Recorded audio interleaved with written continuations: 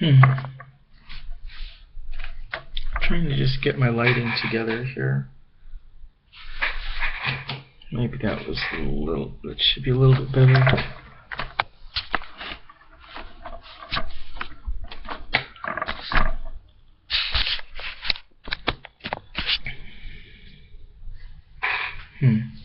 Hi.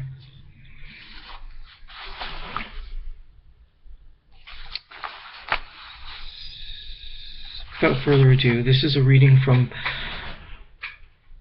Frederick Douglass, Learning How to Read and Write.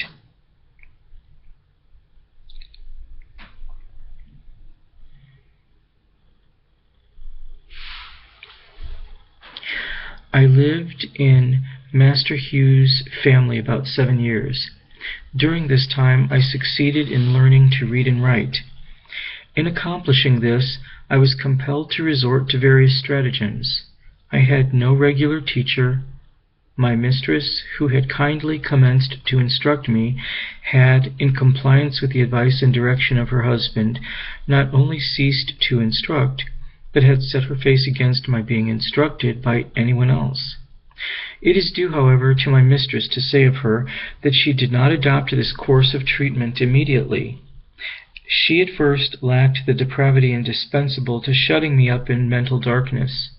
It was at least necessary for her to have some training in the exercise of irresponsible power, to make her equal to the task of treating me as though I were a brute. My mistress was, as I have said, a kind and tender-hearted woman, and in the simplicity of her soul she commenced, when I first went to live with her, to treat me as she supposed one human being ought to treat another. In entering upon the duties of a slaveholder, she did not seem to perceive that I sustained to her the relation of a mere chattel, and that for her to treat me as a human being was not only wrong, but dangerously so. Slavery proved as injurious to her as it did to me. When I went there, she was a pious, warm, and tender-hearted woman. There was no sorrow or suffering for which she had not a tear. She had bread for the hungry, clothes for the naked, and comfort for every mourner that came within her reach. Slavery soon proved its ability to divest her of these heavenly qualities. Under its influence, the tender heart became stone, and the lamb-like disposition gave way to one of tiger-like fierceness. The first step in her downward course was in her ceasing to instruct me. She now commenced to practice her husband's precepts. She finally became even more violent in her opposition than her husband himself. She was not satisfied with simply doing as well as he had commanded. She seemed anxious to do better. Nothing seemed to make her more angry than to see me with a newspaper. She seemed to think that here lay the danger. I have had her rush at me with a face made up all of fury, and snatch from me a newspaper in a manner that fully revealed her apprehension. She was an apt woman, and a little experience soon demonstrated to her satisfaction that education and slavery were incompatible with each other. From this time I was most narrowly watched. If I was in a separate room any considerable length of time, I was sure to be suspected of having a book, and was at once called to give an account of myself. All this, however, was too late. The first step had been taken. Mistress, in teaching me the alphabet, had given me the inch, and no precaution could prevent me from taking the awl. The plan which I adopted, and the one by which I was most successful, was that of making friends of all the little white boys whom I met in the street. As many of these as I could, I converted into teachers. With their kindly aid, obtained at different times and in different places, I finally succeeded in learning to read. When I was sent on errands, I always took my book with me, and by going one part of my errand quickly, I found time to get a lesson before my return. I used also to carry bread with me, enough of which was always in the house, and to which I was always welcome, for I was much better off in this regard than many of the poor white children in our neighborhood. This bread I used to bestow upon the hungry little urchins, who, in turn, would give me that more valuable bread of knowledge. I am strongly tempted to give the names of 2 or 3 of those little boys as a testimonial of the gratitude and affection I bear them, but prudence forbids. Not that it would injure me, but it might embarrass them, for it is almost as an unpardonable offense to teach slaves to read in this Christian country. It is enough to say of the dear little fellows that they lived on Philpott Street, very near Durgin and Bailey's shipyard. I used to talk this matter of slavery over with them. I would sometimes say to them, I wished I could be as free as they would be when they got to be men. You will be free as soon as you are 21, but I am a slave for life. Have not I as good a right to be free as you have? These words used to trouble them. They would express for me the liveliest sympathy, and console me with the hope that something would occur by which I might be free. I was now about 12 years old, and the thought of being a slave for life began to bear heavily upon my heart. Just about this time I got hold of a book entitled The Columbian Orator. Every opportunity I got, I used to read this book, among much of other interesting matter. I found it in a dialogue between a master and his slave. The slave was represented as having run away from his master 3 times. The dialogue represented the conversation which took place between them. When the slave was retaken the 3rd time, in this dialogue, the whole argument in behalf of slavery was brought forward by the master, all of which was disposed of by the slave. The slave was made to say some very smart as well as impressive things in reply to his master, things which had the desired though unexpected effect, for the conversation resulted in the voluntary emancipation of the slave on the part of the master. In this same book, I met with one of Sheridan's mighty speeches on and in behalf of Catholic emancipation. These were choice documents to me. I read them over and over again with unabated interest. They gave tongue to interesting thoughts of my own soul, which had frequently flashed through my mind and died away for want of utterance.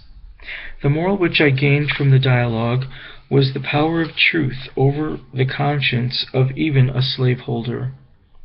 What I got from Sheridan was a bold denunciation of slavery and a powerful vindication of human rights. The reading of these documents enabled me to utter my thoughts and to meet the arguments brought forward to sustain slavery. But while they relieved me of one difficulty, they brought on another even more painful than the one of which I was relieved. The more I read, the more I was led to abhor and detest my enslavers. I could regard them in no other light than a band of successful robbers who had left their homes and gone to Africa, and stolen from our homes, and in a strange land reduced us to slavery. I loathed them as being the meanest as well as the most wicked of men. As I read and contemplated the subject, behold, that very discontent which Master Hugh had predicted would follow my learning to read had already come, to torment and sting my soul to unutterable anguish. I writhed under it. I would at times feel that learning to read had been a curse rather than a blessing. It had given me a view of my wretched condition without the remedy. It opened my eyes to the horrible pit, but to no ladder upon which to get out. In moments of agony, I envied my fellow slaves for their stupidity. I have often wished myself a beast. I preferred the condition of the meanest reptile to my own. Anything, no matter what, to get rid of thinking. It was this everlasting thinking of my condition that tormented me. There was no getting rid of it. It was pressed upon me by every object within sight or hearing, animate or inanimate. The silver trump of freedom had roused my soul to eternal wakefulness. Freedom now appeared, to disappear no more, forever. It was heard in every sound and seen in everything. It was ever present to torment me with a sense of my wretched condition. I saw nothing without seeing it. I heard nothing without hearing it. I felt nothing without feeling it. It looked from every star. It smiled in every calm, breathed in every wind, and moved in every storm. I often found myself regretting my own existence and wishing myself dead, and but for the hope of being free, I have no doubt but that I should have killed myself, or done something for which I should have been killed. While in this state of mind, I was eager to hear anyone speak of slavery. I was a ready listener. Every little while I could hear something about the abolitionists. It was some time before I found what the word meant. It was always used in such connections as to make it an interesting word to me. If a slave ran away and succeeded in getting clear, or if a slave killed his master, set fire to a barn, or did anything very wrong in the mind of a slaveholder, it was spoken of as the fruit of abolition. Hearing the word in this connection very often, I set about learning what it meant. The dictionary afforded me little or no help. I found it was the act of abolishing. But then I did not know what was to be abolished. Here I was perplexed. I did not dare to ask anyone about its meaning, for I was satisfied that it was something they wanted me to know very little about. After a patient waiting, I got one of our city papers, containing an account of the number of petitions from the North, praying for the abolition of slavery in the District of Columbia, and of the slave trade between the states.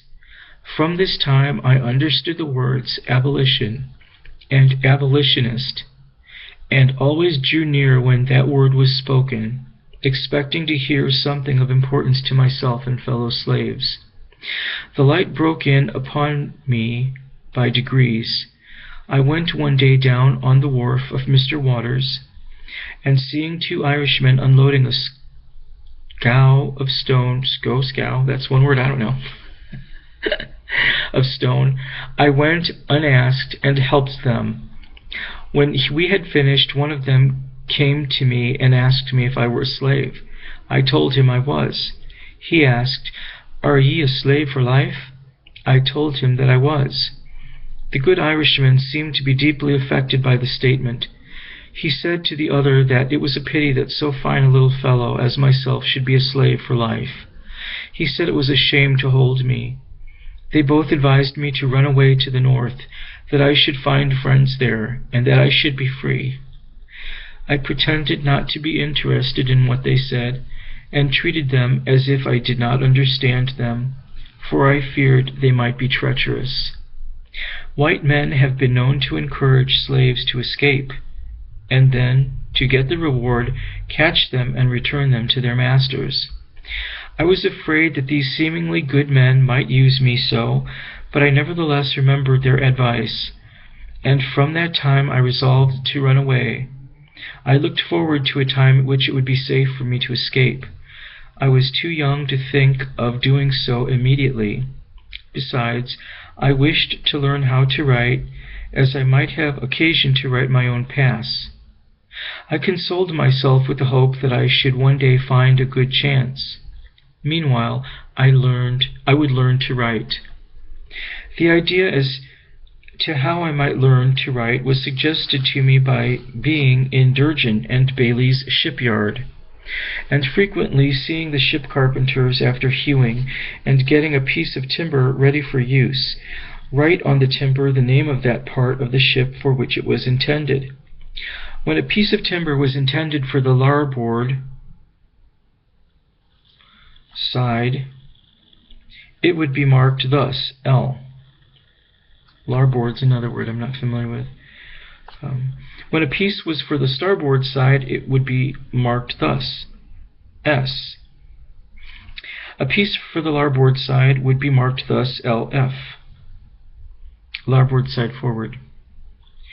When a piece was starboard side forward, it would be marked thus SF. For larboard aft, it would be marked LA. For starboard aft, it would be marked thus SA. I soon learned the names of these letters, and for what they were intended when placed upon a piece of timber in the shipyard. I immediately commenced copying them, and in a short time was able to make the 4 letters named. After that, when I met with any boy who I knew could write, I would tell him I could write as well as he. The next word would be, "I don't believe you, let me see you try it." I would then make the letters which I had been so fortunate as to learn, and ask him to beat that. In this way I got a good many lessons in writing, which it is quite possible I should never have gotten in any other way. During this time my copybook was the board fence, brick wall, and pavement. My pen and ink was a lamp of chalk. My pen and ink was a lump of chalk. With these I learned mainly how to write. Then I commenced and continued copying the italics in Webster's spelling book, until I could make them all without looking on the book. By this time my little Master Thomas had gone to school and learned how to write, and had written over a number of copybooks. These had been brought home and shown to some of our near neighbors, and then laid aside. My mistress used to go to class meeting at the Wilk Street meeting house every Monday afternoon, and leave me to take care of the house. When left thus, I used to spend the time in writing in the spaces left in Master Thomas's copybook, copying what he had written. I continued to do this until I could write a hand very similar to that of Master Thomas. Thus, after a long, tedious effort for years, I finally succeeded in learning how to write. That was a 17-minute reading from Frederick Douglass. This is a picture of him, if you can see it. Cool hair, cool man. My thoughts. What's this about?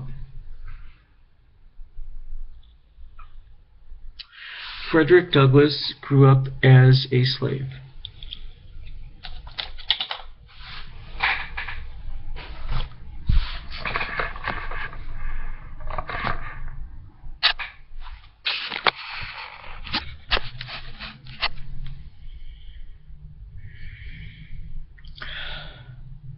And he was denied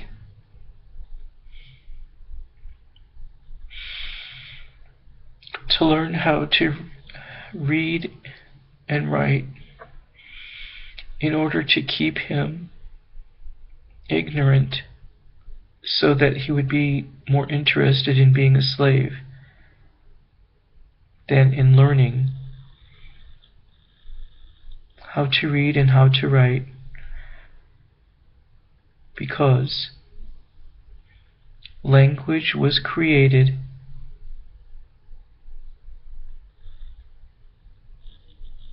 counting was created to control people, to control others. Language was created by man to control his surroundings, and we see that learning these languages we can control the flow of merchandise, the flow of buying and selling goods. And Frederick Douglass's master and mistress did not want that for him. They wanted him a good slave. And shameful though it was, I think they were Catholic or not, or she was a very pious woman, and his mistress was.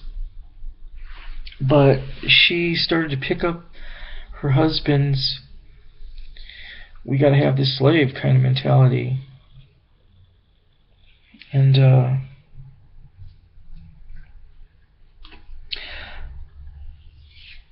This message that Douglass leaves for us today is a message for everyone, black and white,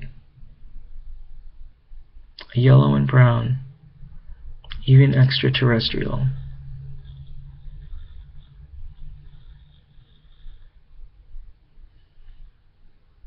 Learning how to read and to write helps you control your world. It helps you control the flow of goods and services that you can amass for yourself, for your happiness.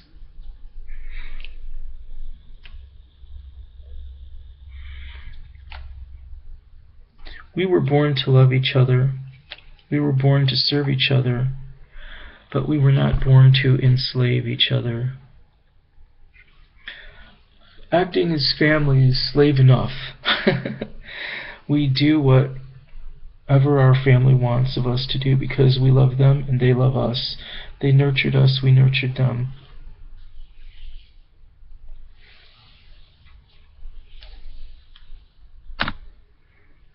But to be a slave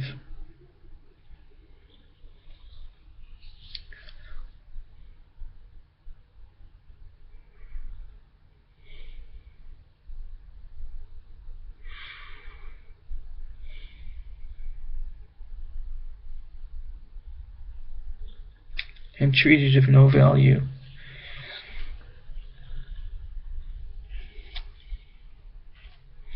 It seems to be the most indecent thing a person can do to each other. But to my surprise, Frederick Douglass says that he met Irishmen who wanted his freedom and encouraged him to go to the north, escape the crazy south or wherever he was. And that's impressive because most of the slaveholders were Irish. That's why so many black people have Irish last names. You know, the Irish last names is a good testament to the white people too, because of blacks who were former slaves, whose family members were former slaves, because that shows that the whites are merciful too, and gone are the days of slavery. I think blacks need to understand that. I think they probably don't. That last name that they're carrying, Irish last name, is the blessing of their former masters to be free, to control your own destiny by learning how to read and write, to pursue happiness until life ends.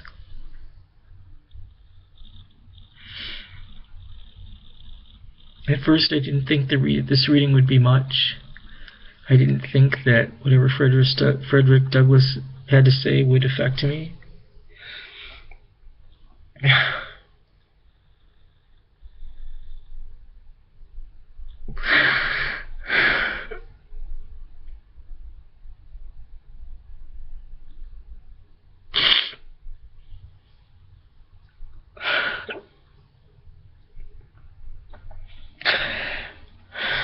But it does.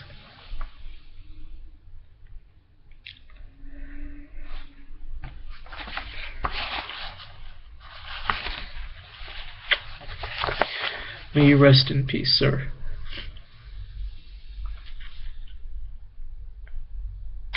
For those of you watching this, if anyone does, I hope one person does, because this reading is a reading for a friend who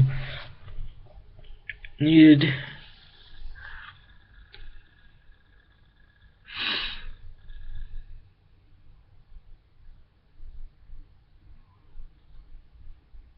a little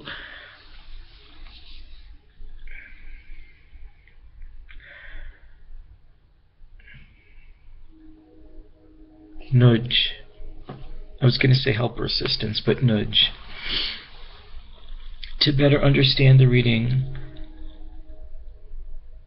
of an educated person as Frederick Douglass, and perhaps to discover new words and learn them, like Frederick Douglass. Learn to read and write. I encourage that particular person for whom I was reading, named James, and the rest of you watching, to read and to write. And don't let anything keep you from that.